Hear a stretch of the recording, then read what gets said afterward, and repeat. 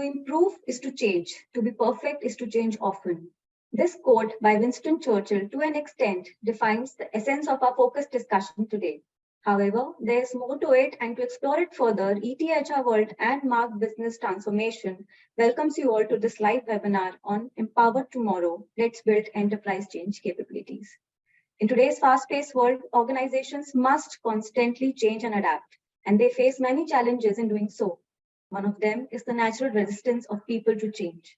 Employees often feel anxious about transformation programs at workplace, considering that change is going to be the constant across realms of work. Change management programs will not suffice. At this webinar today, we'll discuss and highlight the significance of having a strategy, a resilient and agile approach in place to not only deal with individual change projects, but embrace change management as organizational DNA. My name is Apeksha Kaushik. I am Senior Content Producer at Economic Times, and I'll be your host for today. To further enlighten us about today's discussion, we have with us Mahesh Joshi, CHRO, Honeywell Automation India Limited, Gaurav Saini, HR Director, CHRO, India and Middle East, Africa and APAC, HMD Global, Nokia Phones, Shailesh Singh, Senior Director and CPO, Max Life Insurance Company Limited, Shiv Rawat, Vice President, National Head HR, DTC Express Limited, and Krish, Head Training and Consulting, Mark Business Transformation. Thank you so much for being here, everyone. It's a pleasure to have you with us. So before we begin, I would like to inform the audience that we have, if you have any questions during the discussion, we have the Q&A segment here where you can type in your questions in the comment box and I'll bring them up after the session. So let's straight away jump into the moderated discussion part of it. And I'll start with the context setting on the basis. And for that, we would like to understand the speaker's perspective here on change management and its transformation over time. Are there any striking differences on how the concept has evolved and at the global level, obviously? And we'll talk about at the theme of the webinar on a global scale. So let me begin with Shailesh. Shailesh, if you can start and answer this question. You know, this is an interesting topic, an evergreen topic, talked for decades and still remains, equally relevant even today. The fact is, you can look at change. We all can look at change, from different angles and lenses. Some see change as constant, which is the universal truth. Some see change as the spice of life. Some see change as variety. Some see change as a learning opportunity, and all of those in their own forms are true. To me, change is integral to all that we do. It's not just the corporate world, but even in the personal world that we have, I think it is just integral. We don't have a choice. And therefore, I oftentimes actually come from the school of thinking where I recommend that every change should really be seen as an opportunity. And I personally do that. I personally believe that every change should really be seen, even when you're in the midst of a crisis and you have change thrust on you.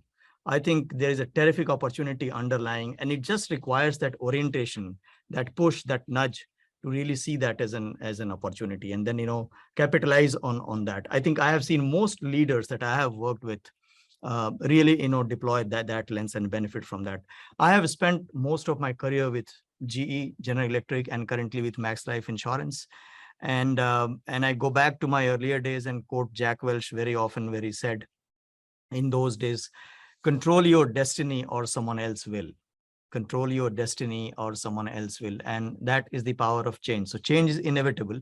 And it is important to steer change, therefore, in the direction that you think is right and your convictions lie. Today's changes, if I look at what has changed in terms of the shades of change from 2 decades earlier to today, I think there are 2 things that stand out for me particularly. One is just the pace of change. I think all kinds of changes happen at a much faster pace than perhaps they were happening, 2 decades back. Just the pace of it. So again, no choice there, and change continue. Second, a lot of change today is tech-enabled. Think of mobile, internet. I think that is one lever that has really taken center stage today, and I think for coming times will remain at the center stage from that perspective. The third element that I think is worth calling out is the global integration and scale of change today. In today's world, it is difficult to imagine that one part of the world, one community or one country will remain isolated or an island from what's happening around. And the beautiful part of that it is no longer one way. It is not just from the Western world to the Eastern world. It is both way. Today, India and China and those kind of countries have not just the scale and the market to offer, which they traditionally offered. They today offer skill sets. They offer frugal mindset. They offer cost-effective solutions and products. So there is a wide variety of change and flux, which helps us all optimize our experience and make the world better, more cost-effective, better, both ways. And this flux, therefore, this transition is a way of life. And I think it is important for all corporates, for all professions to really see it from that lens and accept it, embed it, and capitalize on it. That's how I view change. Sure, Shailesh. Thank you for starting the session on those great notes. Gaurav, can I have your opinion here now?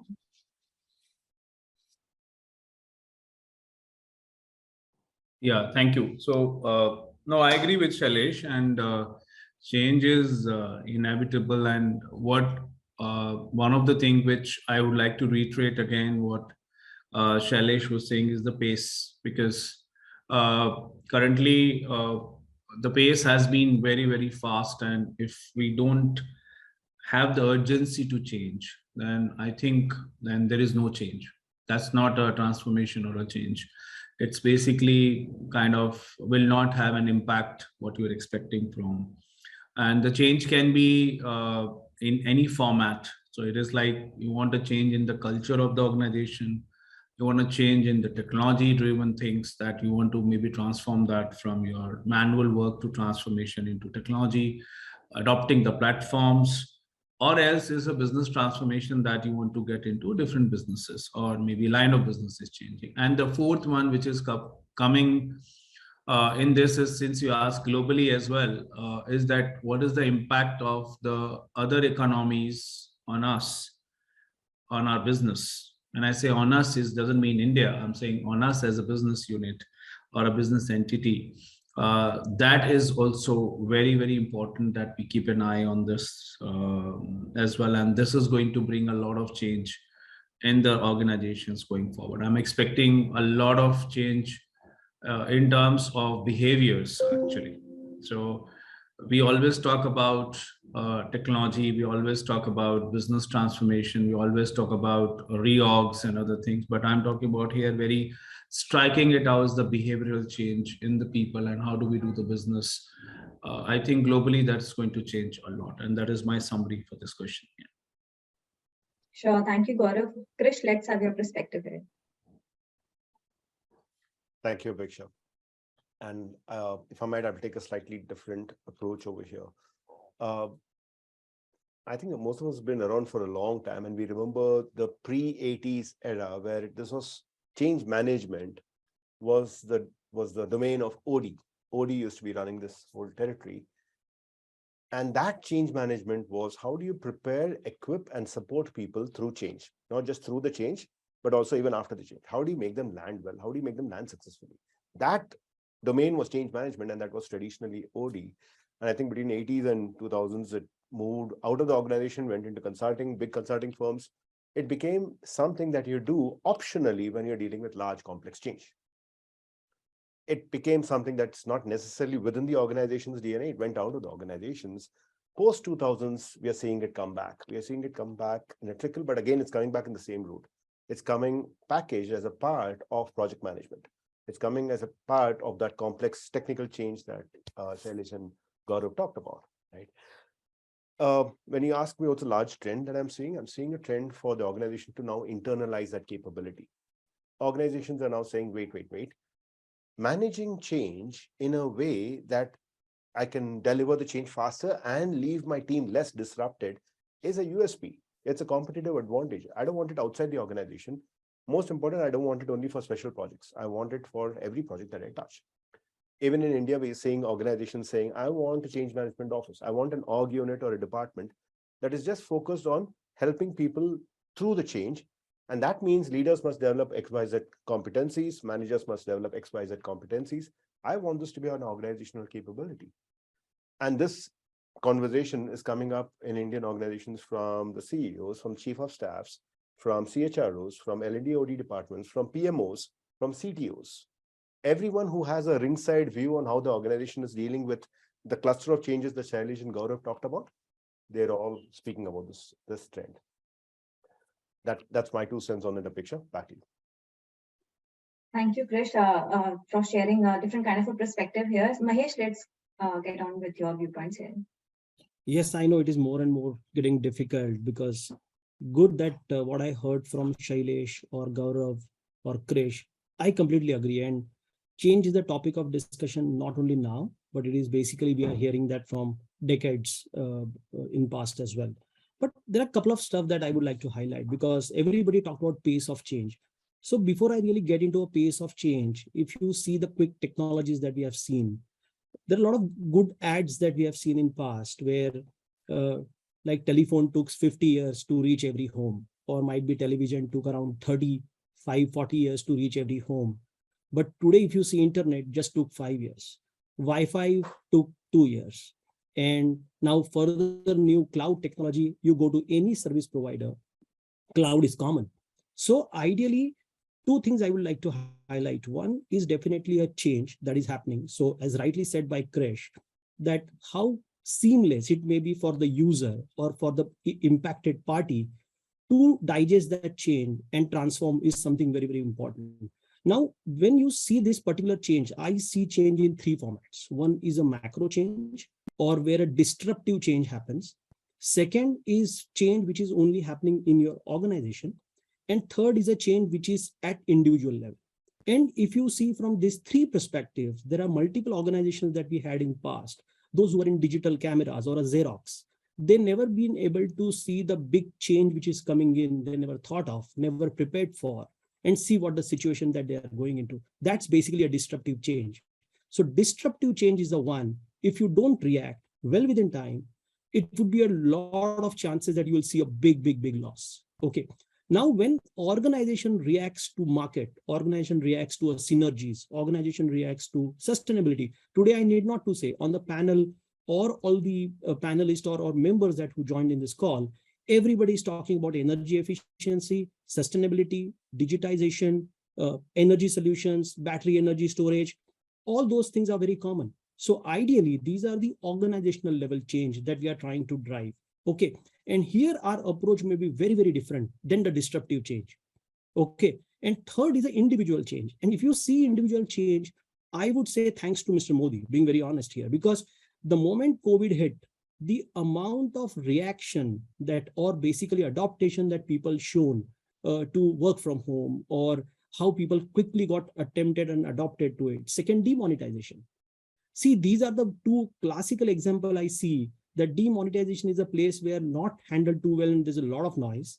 And second is basically a COVID which is managed very, very well and has a like a appreciation. And that is what we as a professionals need to learn in every aspect, that the more seamless and nice change planning that you will do, because change would be something like that you will always see from some lens, as Shailesh said, that people generally see from the lens. Now, that lens may be good, bad, or sometimes it's maybe a opportunity, sometimes it's a challenge. So the moment you see the perspective of that individual changes, I think so for leaders like us, it would be easier for us to, implement and demonstrate that change very easily. So our responsibility as a change leader or a transformation would be something that we need to understand which change we are handling, how we would be able to address that. Is it a democratic? Is it tri-party? Or is it something autocratic view that I need to take? And that is how I think so we need to really plan it better. And this is what we have seen happening in over last couple of decades in past. That's my submission at least. Thank you, Mahesh. That's been a great insight on segmenting change and their perspective on it. Shiv, let's get your opinion here. So what I was saying, when you come in last, then obviously you left out with no options. But being in the industry and being in the profession, having an experience, you can speak about your own experience. So if you ask me, my perspective about the change management is that we ask first question that who is responsible for change? Who is going to make this change happen, right? Today we talk about a lot of changes has happened, whether it is a forced change, whether it is a managed change, whether it has come just as a change, or whether it has been decided by an individual. But who is going to make those changes? It is a human being who is going to do that, right? We talk about any technology. But now the second question comes in, that if it is the human who is going to make these changes, right, whether it is their personal life or professional life, the mindset comes into the picture. Now, when you say mindset, it has also three, part of it. One mindset is the fixed mindset, which is completely fixed. They don't want to think here and there. They just wanted to go what they have learned, and they wanted to just implement that.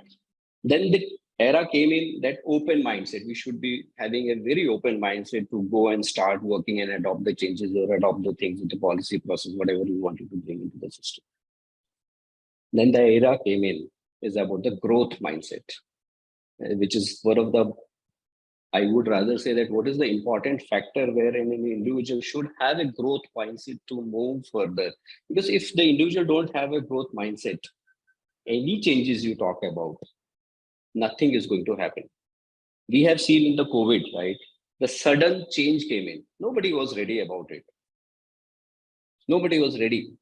People suddenly became agile also in terms of taking quick decision, whether it was, standing in the queue to buy entire grocery for 3 months, right? Whether it was that area, whether it was buying hand sanitizer, whatever it is. But that change came in, people adopt it, but whether you call it a fixed mindset, whether you call it as a growth mindset, that time it was a only mindset that we need to accept the change. And that is the reason last 2 years, people could see that they have learned a lot of things in terms of the change management. So for me, the last 2 years was a great example of a change management, whether it is an individual, whether it is an organization. Later, we will definitely talk about more in terms of the organizational change mindset, that how the organizations are taking and considering these change management in their working. Sure. Thank you for sharing your viewpoints here, Shiv. So, Krish, you want me to connect, address the question again, or we can start off with the perspective. What we are, considering here is the kind of mindset change that is required at all levels in organization to embrace change. Thanks, Apeksha. Makes perfect sense. And actually, Shiv gave us a beautiful segue into the question. Like I was saying, rather than viewed as resistance, perhaps we should reframe it and call it the anxiety for everyone to preserve their current state. The current state is comfortable, it's used. And in the challenged environment we are in my current state, my KPIs are looking good. My boss is good, my customer is good, my stakeholders are fine. It's a delicate balance. Even my employees are happy. Change is disruptive in that context, right? And in this environment, we're talking about, we want to change the way we do change. We want to be better at change management, right? To start with, this mindset change should occur right at the top. At the leadership level, ownership. I need to stop thinking of the change and start understanding the changing. Most people don't have a problem with the change. Should we have an ERP? Yes. Should we have faster communication across the company? Yes. Should we have XYZ? Yes. Do you want me to change my ways of work? Wait. My ways of work are what's making me successful, right? So leaders need to get more intentional and structured about appreciating what is changing at different levels of the organization. And most important, be a part of that change themselves, right? This cannot be change done to the organization. It has to be change done through the organization. That's one critical part. The second part is collaboration. If you want to make your organization good at change management, we're not talking about good at just individual change, but you want to make the organization really good at change management, it can't be just my silo that does it. Because my team is going to say, come on, seriously, in this silo, we're doing all this work because of this boss. No, this has to be an organizational intent. So that collaboration has to happen no matter how specialized my silos are. The third part is I need some governance. I need to put numbers in. I need to put numbers in because right now the numbers and the metrics are tilted towards the change, the solution design. When is it getting deployed? How many people are logged in? Details like that. But we know that the benefit of a change usually comes only when people use that solution in their ways of work. I need the leaders to start observing those numbers, right?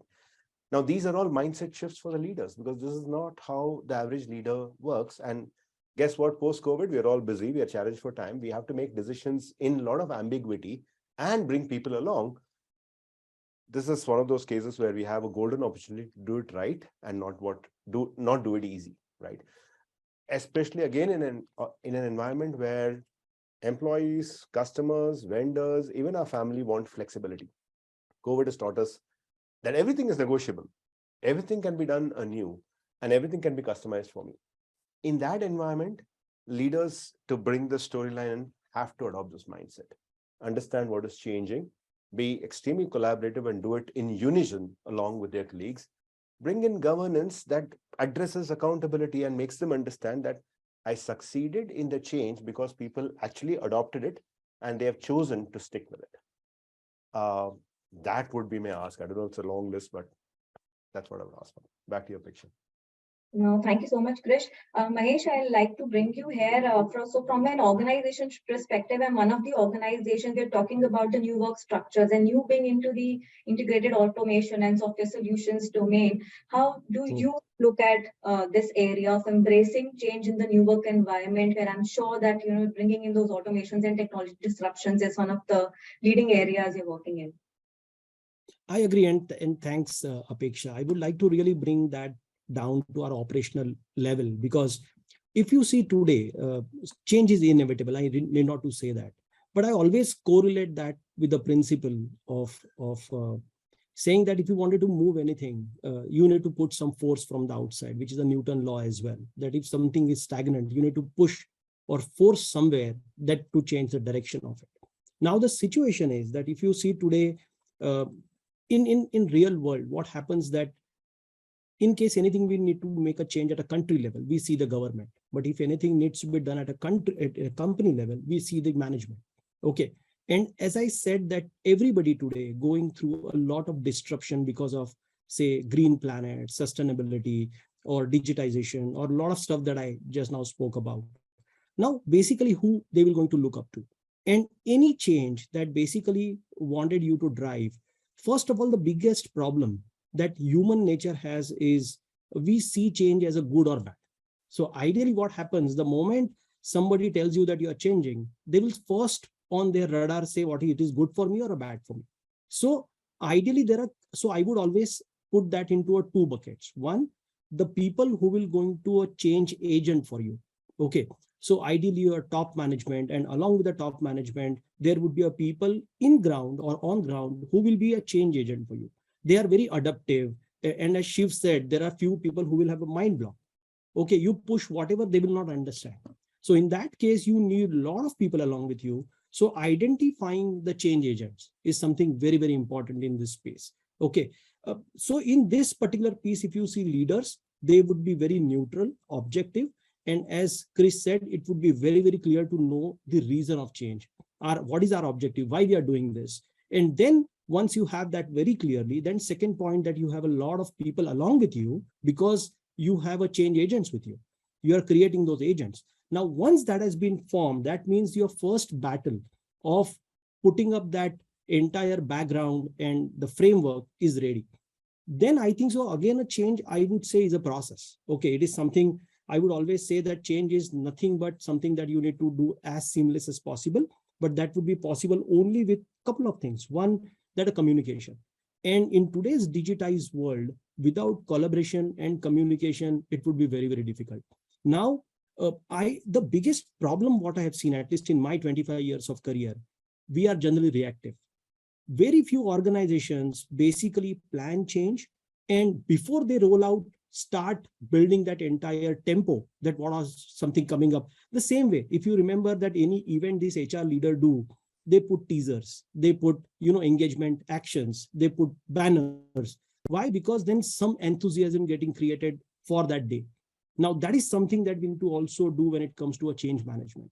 And something that, now what happens if you see any of in your career, you must have seen announcements happen, CEO change, structure change, acquisition done, everything done. There may be confidential stuff, I agree, but everything is a post facto. And then people will only be there to contemplate it is right, wrong, good, bad. That is why we always say change is either right, wrong, good, bad. But ideally, are we really giving an opportunity to participate with us? That is something as a management we need to learn over the period of time, because it's a participative world today. Everybody is a freedom to express. I think so. They have a big platforms to express, and everybody see, like, for example, if you see Twitter, if you see Facebook, if you see Instagram or whatnot, everything is a cuckoo. You just name the stuff and they can post 100 places. And you will see so many decisions which is being taken in isolation, ultimately rolled up or rolled back. Say Twitter, say Facebook. Now we are seeing another example of Apple. Okay, Tesla. It's very common. You do something and then roll back. So ideally, this is something that we need to learn as a management team, that how we need to really make them more collaborative decisions. And that would be something that would be very, very helpful in my view. So thank you, Mahesh. Those were some great insights. And you talked about identifying change agents, and that is one of the perspectives which has been, highlighted across a lot of discussions as well, and which you have done prior with the leaders. So bringing that. Sorry. One point I also wanted to bring, it's very interesting point I was reading a couple of days back. How change is important and how the empathy is important. We have made one change, a road, there was a road, XYZ road in the Pune, and we changed the name of the road. Okay, now this is a change. For those people who are staying on that road, just imagine their Aadhaar will change, their everything will change, just name, passport will change, everything. How empathetic we are for that change. And as a leaders, we really need to understand there would be people who will going to get impacted, and our EQ and empathy would be very, very high towards them rather than forcing change. I think so. That is also something very, very important that we need to think through. Sorry to cut you in between. No problem, Mahesh. But that's been a very good point to have been raised, because we miss the human aspect of it in a lot of operational talks we do. So that's been a great point to add here. So let's move on to the next question. We have talked about certain areas which have been posed as challenges to the organizations, but let's deep dive into it and address some of those key gap areas and challenges and factors, including both internal and external. So you have discussed a few internal of them. What are the other external challenges that contribute pose as a challenge in embracing a culture of change management? So Shailesh, if we can have your answer here first. One of my supervisors early career shared something with me that has stuck with me lifelong, and I think it will be pertinent to share that. And he said, Shailesh, in life, please remember that you do not have choice to remain what you are. You don't have the choice to remain constant. You don't have the choice to remain neutral. Even to remain neutral, you must try and expand. Because if you don't, and you try staying neutral, there are others who are expanding, whether a business or a community, and you will shrink. So therefore, even to stay neutral, you must make effort to expand. So change, therefore, is absolutely integral. World evolves. That's how nature works. And as we grow, as we evolve, as we stretch, change is embedded into this. So it's important for us all to, first of all, really, agree and, realize on that. Now, the next element of change, which is extremely important for a change to be successfully anchored, is how do you make your agenda the agenda of other people, the team around you, the organization around you, the community around you, the involved people, impacted people in that change. That is the trickiest part. How do you make your agenda, what's in your mind, what you think is right and important to do from a change perspective, everyone else's agenda for change to be successful and change to be orchestrated well? That, I think, is the most critical part of any change. And oftentimes, we are so fixated with the outcome, the numbers, the goal that we want to achieve, that we can sometimes, miss out these sensitivities which are important, to align people, to take everyone along. So therefore, I am going to call out a few things that I think are extremely important for us as change anchors, anyone, any function, particularly in HR, to keep in view as, change custodians. I think, first and foremost, I have seen change fail where there is lack of a shared vision and rationale.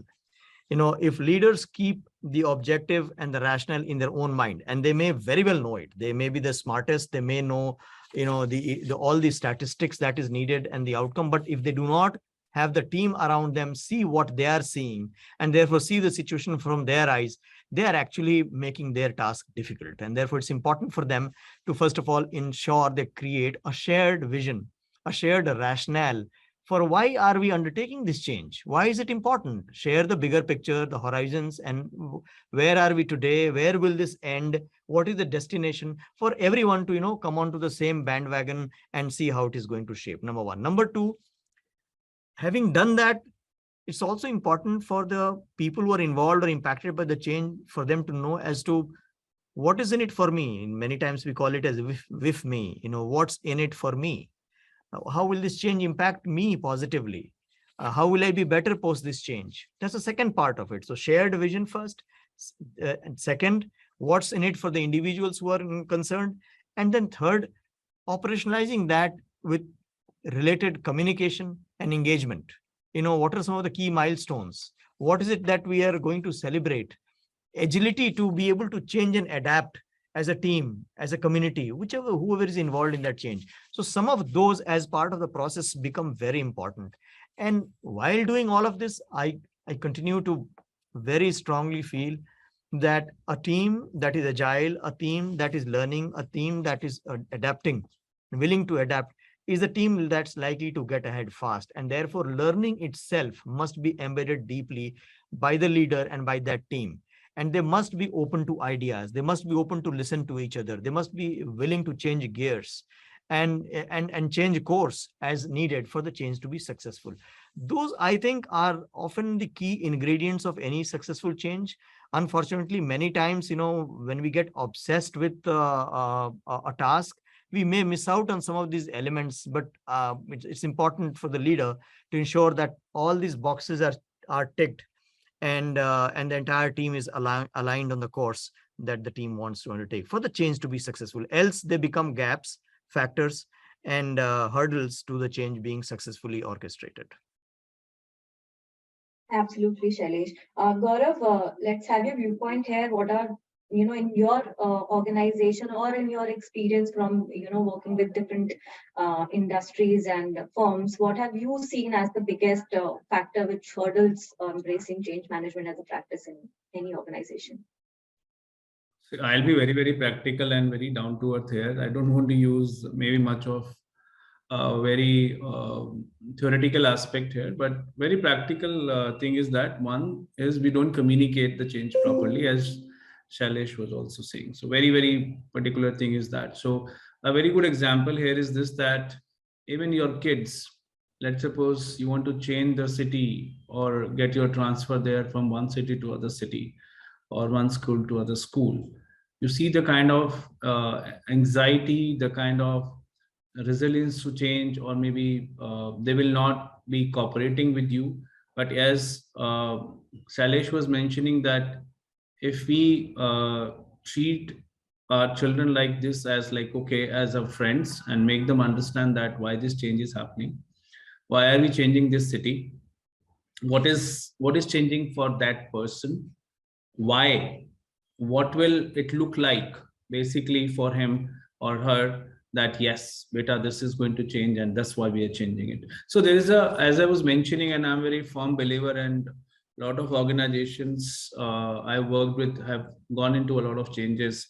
We can talk about a lot of that, but one important aspect is that we don't try to change the behavior of the people. So if, let's suppose, we can talk about new hybrid structure, we can talk about anything. So if you target the behavior of the people, that they become prone to change. So let's suppose my kids especially have changed 5 cities in the last 12, 13 years of this thing.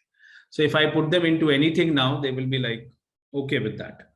So this is how you change the behavior. The mindset has changed that, yes, this change is not going to bring me anything.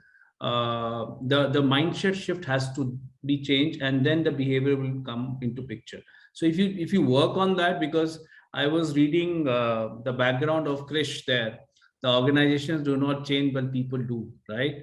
So that's true actually. So it is not organizations which have to make a change, it is the people who have to make the change. And if we change that behavior of those people and make them ready for any kind of change, whether it's technological change, cultural shift, our business thing. So that's why we normally talk about that, okay, fine, people have been working in a particular role for a long time.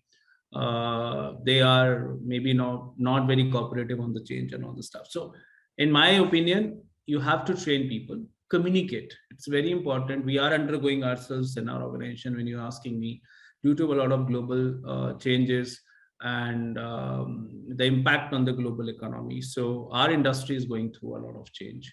And what we are embarrassing is that, yes, one important aspect is that if people understand this, that why it is changing, and they change the behavior of these people, they will adopt the change definitely. So whether it is the impact on their jobs, whether it's the impact on the roles, they have to double hat or triple hat in this kind of situation, they will understand the situation. So we have to be communicative to them that yes, this is a situation. So like, if you ask me my organization example, we are to that extent sharing with the people that what is our cash flow situation currently. Why do I kind of have to ask and maybe report to people that just fine, this is what I'm into situation, that maybe weekly we are monitoring this, and this is how we are negative, positive every day. This is how the inventory situations are. This is how the inventory or chipset situation looks like from China. This is how the manufacturing unit is not able to work in Egypt or somewhere in Pakistan or a Sri Lanka business. So they do really understand that. I've seen that in the past. And I have come across that, okay, we need to cut an OPEX of maybe 20%. And you can't believe people have come back to me and saying that, yes, I can do this. Why can't we do this, Gaurav? Can we just maybe make a change in this office, that we have a dedicated office, we can move to a managed office here. And we will save electricity, we'll save housekeeping, we'll save these things. So when this becomes a behavior, so you don't have to drive the change. People will drive the change for you. That's what I wanted to kind of tell in a very maybe practical way. Yeah. So the gaps and the hurdles will be that communication, and you don't involve people and tell them that, train them as that people that who will be able to adopt the change for future. Because otherwise we as an organization will be struggling every time that if today the CEO is changing, I have to change something. Okay, maybe I have to communicate to the people. So they have to become agile to change. They have to become, the mindset have to be trained that. Absolutely. So addressing the why part of it is very important, and taking the conversation ahead from here only, we are, now discussing, we've discussed the challenges, we are now talking about the solutions. So most of it we have got from the panel here as well, when we are discussing the hurdles. But building on it, Mahesh also talked about the collaboration and integrated efforts that we need to put in. Shiv, let's have your perspective here on some of the best ways to build organizational change capabilities. And if you have, already have those best practices deployed at your organization and you can share it with the audience here, that would be great, as some, live examples to recon. So, Apeksha, in terms of the organization, definitely I'm not going to speak about that, what kind of things we are doing in our organization, but on an individual aspect, being a human resource in function, how the change basically works, right? And basis of that, we can figure it out if this process we are going to follow for an individual, the similar process also required for an organization. So let's take an example of an individual. We as individual, basically first start communicating. As everybody, all my colleagues said, the communication becomes very important, and nobody is going to forget that communication part, because communication needs to reach to the last mile. But before it go to the last mile, it is first that as an individual, I need to start communicating with myself whether I need to change or not to change. So the communication becomes very important. Once I understood, okay, the communication way that I need to change, then the second question comes in. I was writing here that second question comes in, why you want to change. Now you talk about organization or you talk about organization, individual, right? Why you want to change. And if you are able to figure out, yes, this is the reason, these are the things which I need to change, then the third question comes in, what is the objective behind that? What are the things you wanted to achieve, right? And if you have answer of all three, the number 4 question comes in, that what are the things you need to do? Is it just a dream? One day CEO comes and says, "Ki nahi, humko aaj badal jana hai," and then things are getting changed. No, it's not. It should not be that way, right? We should have a proper list or proper target that what exactly we need to do to bring this change. And remember one thing, when we do all these 4 steps, the 5th steps comes in that if you go for a change, there is a pain and there is a gain. And this pain and gain stories lies with the individual. Most affected people, most affected here are the people, those who are going to work, because the life changes. One of my colleagues was saying that when you get transferred from one place to another place, right, the life of the kids changes, because they have to go and meet new students, new teacher, everything gets changed, right? Even for an individual, those who are working in a corporate professional world, they also changes. When they changes the organization, the pain and gains are there. So the biggest question is that what is the pain and what is the gain? If you, and it's not like that any change will only bring the gain. It is going to give you a pain as well. So if the pain comes in, how are we going to deal with that? Is the pain is impacting more to us, or the gain is more there, right? So we need to deal with that. What are the process we are going to follow to address the pain, right? Then 6th part comes in. If you are able to manage the pain, and if you are able to get the gain, what else is left? It is celebration. When I say celebration, celebration is that if as an organization, I decided to reach to this level, and we wanted to bring our organization at that level, the people all across following a collaborative approach, are they gaining something or not? If they are gaining, then we need to start celebrating it. So with these steps, if I would rather say that if we follow these processes, whether it is an individual, whether it is an organization, they will certainly going to get the benefit. And the last but not the least, again and again, I would, being in a human resource, I would like to again and again emphasize on the human part of it. We should not, take it away. Okay, organization need to change, but who is the organization? It has been built by the people only. So we have to be very careful when we deal with the people in that sense when it comes to change. Sure, Shiv, valid point made there on people management. Mahesh, let's get your opinion here. No, so thank you. I think so. Whatever Shiv said is apt. These are the processes generally we follow in most of the organizations. But when it comes to building a capability, okay. So I always see 3 C's, which is a clear, compelling, and credible.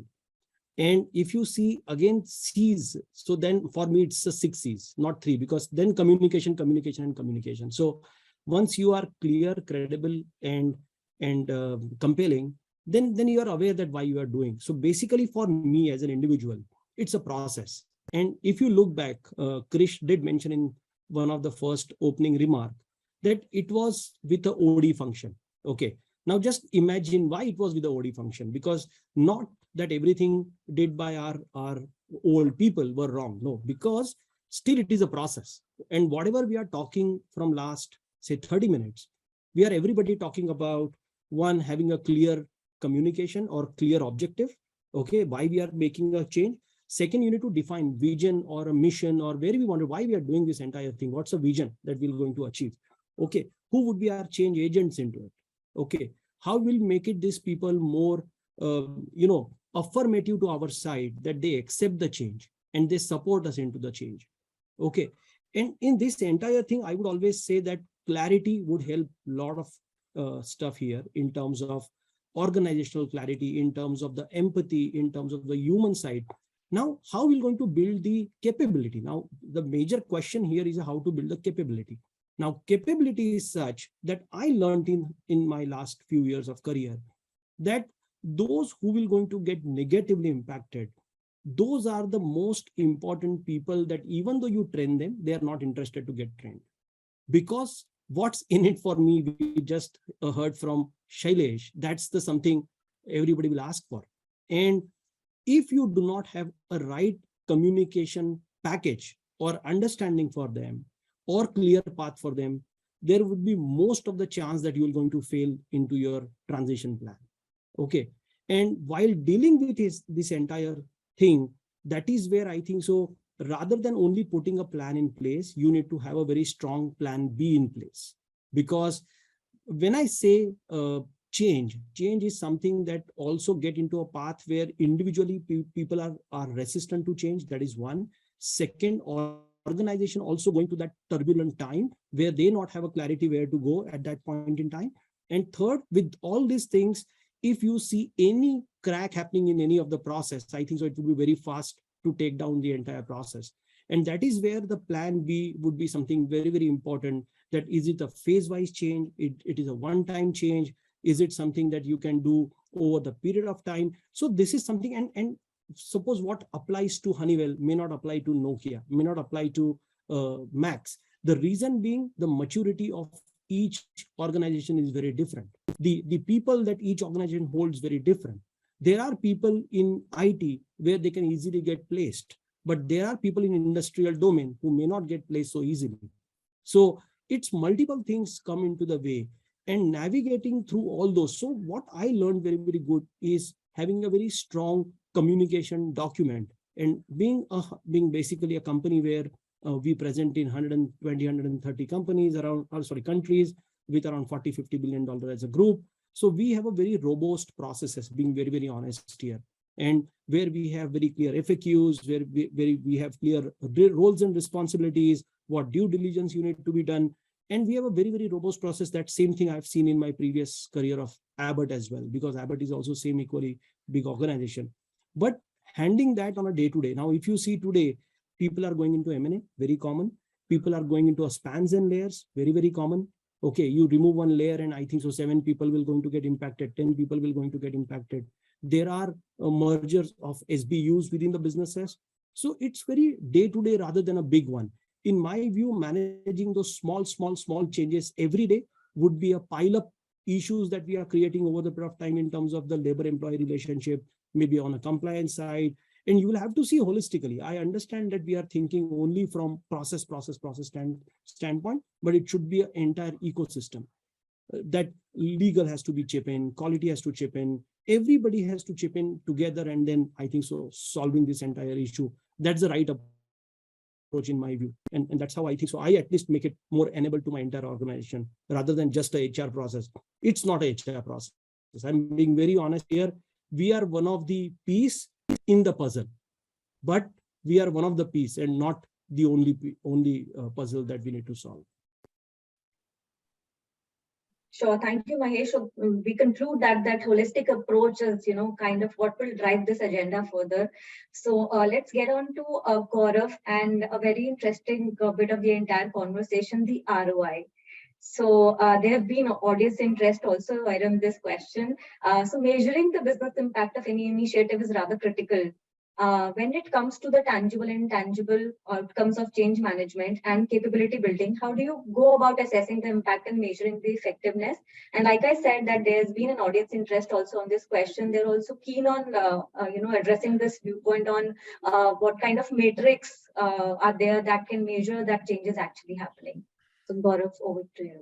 Yeah, so we can write a book on this, but the thing is, in a nutshell, if maybe I have to tell in few minutes, is that obviously we have to quantify the change and the impact both. So when I say quantify the change, that what is going to change? So take an example, and it has to be in some kind of measurement metrics, what we can do.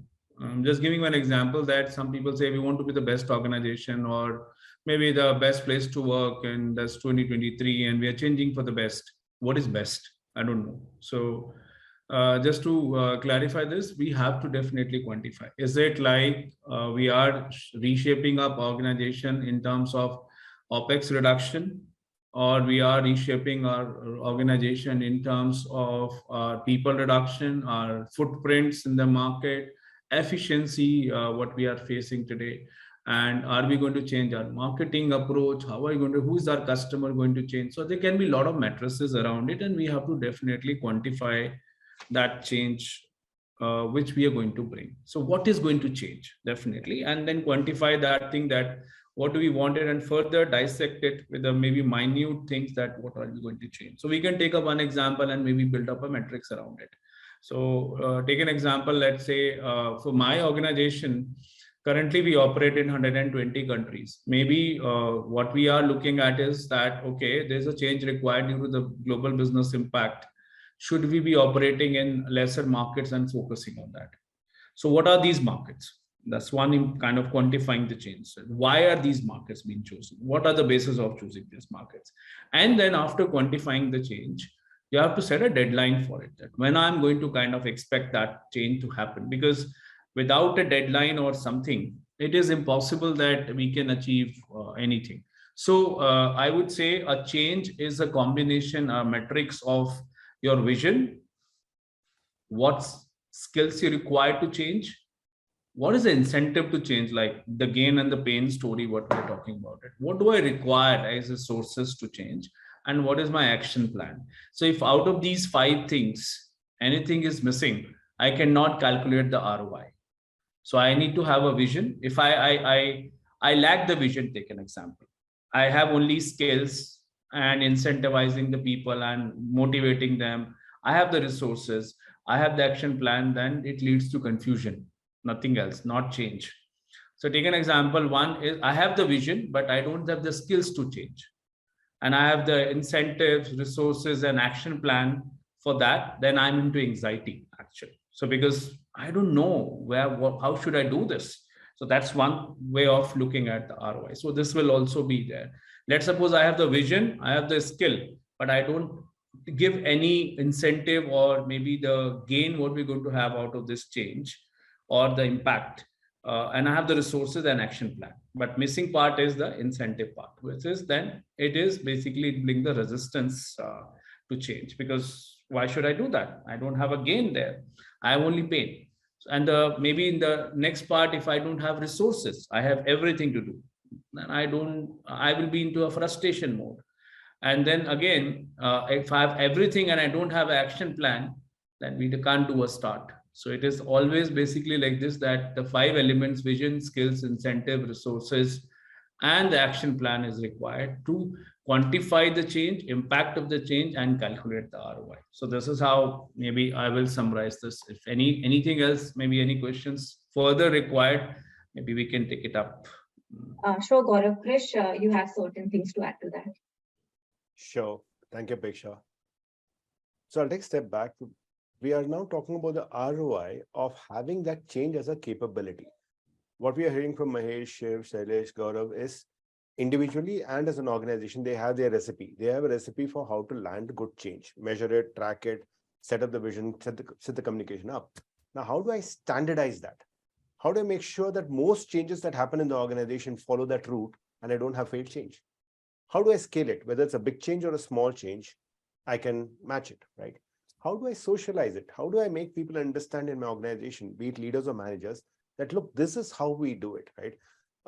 Honeywell has an Honeywell operating system, right? So this is the way we do things. This is the way we run it, right? J&J might have its 12 credos. So every organization has its values, vision, the thought process on this is my culture, this is how we run things. How do we insert change management into that for leadership, for managers? And that, a picture you're asking me, how do I keep that measurable, right?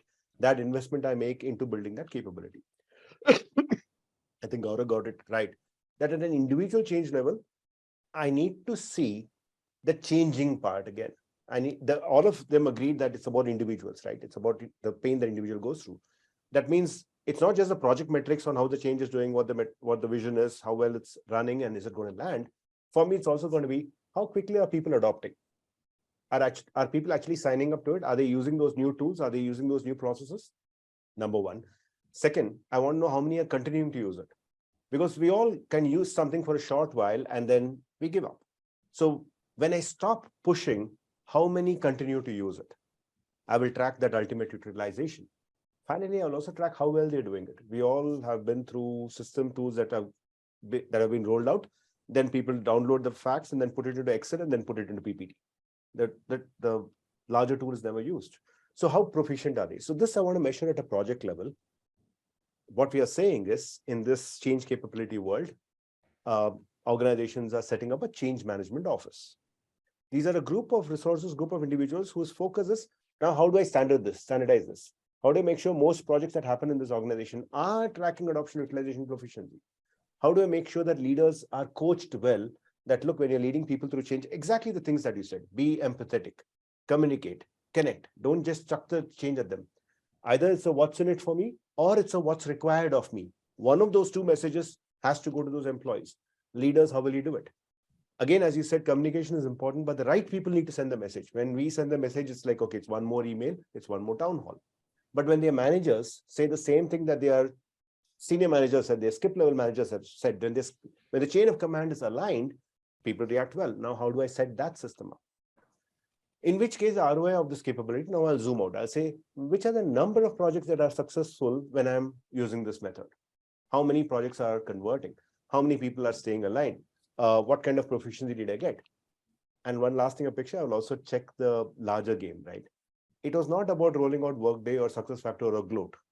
I wanted my employee engagement to increase. Is that increasing? I wanted my manager quality to increase in my employee engagement survey. Is that increasing? Eventually, that change management office will check that also. The capability has to reveal itself in some organizational goal being achieved. Individual change, we all have the recipe.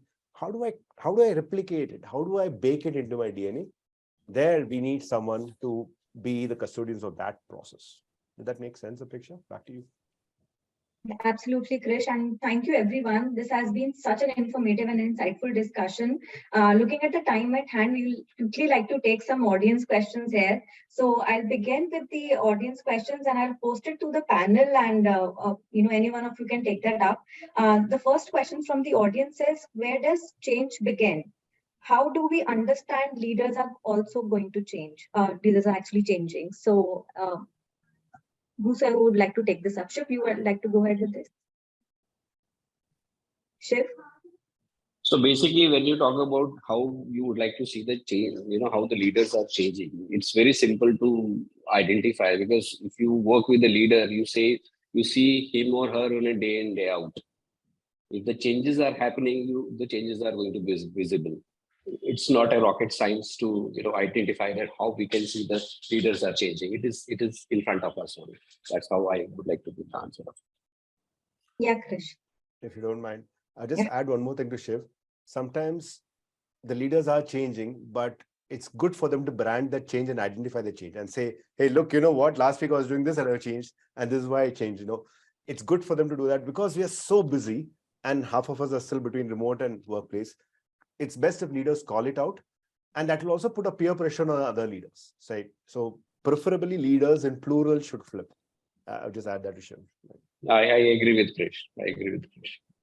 Sure. So the next question also pertains to, bringing that change first to the leaders. So the audience is asking, how do we work on leaders who do not invest time in change? They have to go. Yeah, go. Okay. Yes, that's the way out, and organizations can't bear them anymore, and that's the change which is happening actually. So that is maybe the older world where we were living this, and that's why I was talking about the behavior change. So people are not able to accept those leaders anymore who was not leading the change actually. They need to be the coach. They need to be creating that vision which we're talking about. Vision cannot be created by the employees. It has to be created by the leadership team for that change. I'm talking vision for change, not for vision for the organization. So that is what expected. And if they are not changing themselves, they don't have a vision to do that, I'm sorry, then they need to kind of pack their bags. That is what the organizations are doing. And that's a big change which is happening in the world. Yes. Yeah, thank you. Yeah, Shailesh, or you like to add? How we approach this is, first and foremost, we help every leader understand, there is difference between activity and change.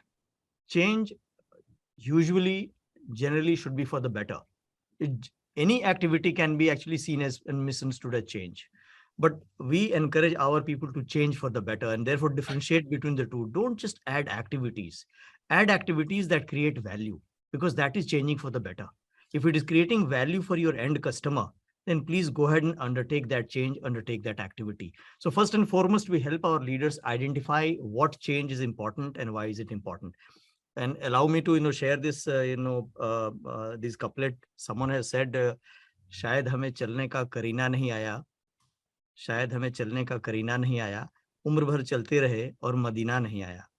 if we do not realize and apply these lenses, I mean, we can keep walking and never reach the destination that we want to reach. So it's important to first quantify what we are out to achieve, and then we handle it by creating a process, which is what I heard, others also panelists talk about it. Gaurav was just talking about it. What are the steps to, plan, do, check, act, for example, PDCA, a very common tool that is used. And there are similar other tools. We help people see what is the process of change. Who is your audience? What change are you targeting? How will you measure? Milestones, communication, that is one. And second, culture of change. And I think it was perhaps Gaurav or Mahesh talking about the fact growth mindset is one of our organization values. Embedded in growth mindset is learning. I think the biggest differentiator in times to come for enterprises and professionals is their ability to learn. Vidya dadati vinyam. The more you learn, the more humble you get, and the more you continue to learn. So I think in times to come, that will be something that will be extremely important, relevant, impactful for organizations as well as individuals. And that's what we are trying to do, both as a process and as culture.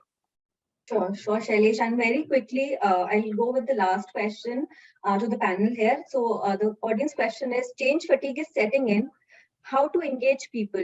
Krish, I would like you to take that up first, and then we can see if there are follow-up comments. Sure, Priksha. One part of it is change fatigue is not just a thing. It's got to be something that's measured. It's possible to measure it. You just need to track. This one individual is getting hit by how many changes: functional changes, locational changes, regional changes, regulatory changes, and his own team members changed or team managers changed, right? So it is possible to track it. And as all the leaders here pointed out, if you don't measure it, you can't track it. So that's one aspect of it. The second aspect of it is, again, back to the change and changing part. Leaders need to change their thought process, their mindset, and understand that it's not a project that is getting deployed. It is people undergoing the process of change. And every time I throw in one more change, someone is caught mid-step in that process. I was changing, I'm learning, you told me to practice it 10 times, I'm practicing it 10 times. My KPIs are slowly improving, then the next change came along. So second part of that fatigue is leaders understanding the empathy and persona, the fact that the change is rolling through the organization at different speeds. The third part is back to the building that capability, right? Most of the time, leaders and managers feel helpless during change, right? And they don't know who to go to. Sometimes for leaders, there isn't a safe space to call out the fact that I'm struggling with how to lead my team to change. What else should I do? I've told them what to do. I've given them the numbers. I've convinced them. I gave them the speech, and they're still struggling. How do I handle the struggle? The organization needs to help there. That's where the capability comes in. That's where a group saying that, okay, this is how we handle the learning phase of it. This is how we handle the convincing phase of it. Two different phases: convincing, learning, and then practice, and then sustain. At least break it up into chunks so that the organization knows where it stands in those chunks. But I think some element of change fatigue and saturation is here to stay. Back to you, Priksha. Sure. Thank you, Krish. And sorry, audience, we cannot take up more questions than this looking at the time, but rest assured, we'll get back to you with the responses to your questions after this session is over through, personally, we'll reach out to you. So you'll have the answers to your questions. So thank you, Mahesh, Gaurav, Shailesh, Shiv, and Krish for joining us at this webinar today and sharing your valuable thoughts and wisdom of the subject with us. It was a pleasure hosting you all. And thank you to the audience as well for being here today, taking out time to participate in the discussion. And like I said, we'll get back to you with the responses of your rest of the questions which the panel couldn't answer here. So thank you so much, everyone, and have a good weekend.